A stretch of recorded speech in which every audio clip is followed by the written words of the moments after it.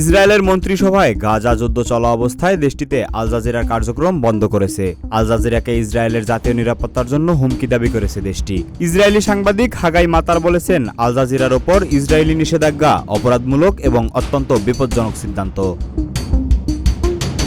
Plus 1972 ম্যাগাজিনের নির্বাহী পরিচালক হাগাই মাতার আল জাজিরা বন্ধের ইসরায়েলি সরকারের সিদ্ধান্তকে বাক স্বাধীনতা ও সংবাদপত্রের স্বাধীনতার উপর হামলা বলে বর্ণনা করেছেন।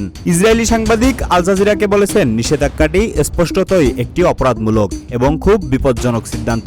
এই পদক্ষেপটিকে ইসরায়েলের উপর আক্রমণ হিসেবে বর্ণনা করেছেন তিনি, কারণ এটি দেশের নাগরিকদের বিকল্প তথ্যের উৎসকে অস্বীকার করে।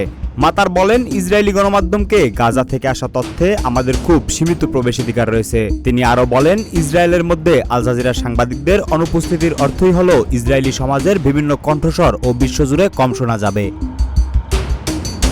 এদিকে ইসরায়েলের রাজধানী জেরুজালেমের একটি হোটেল কক্ষে রবিবার তল্লাশি চালিয়েছে দেশের কর্তৃপক্ষ। ওই কক্ষটি কাতার ভিত্তিক টেলিভিশন চ্যানেল আল জাজিরা নিজেদের কার্যালয় হিসেবে ব্যবহার করছিল। তোফায়েল আহমেদ, সবার কথা।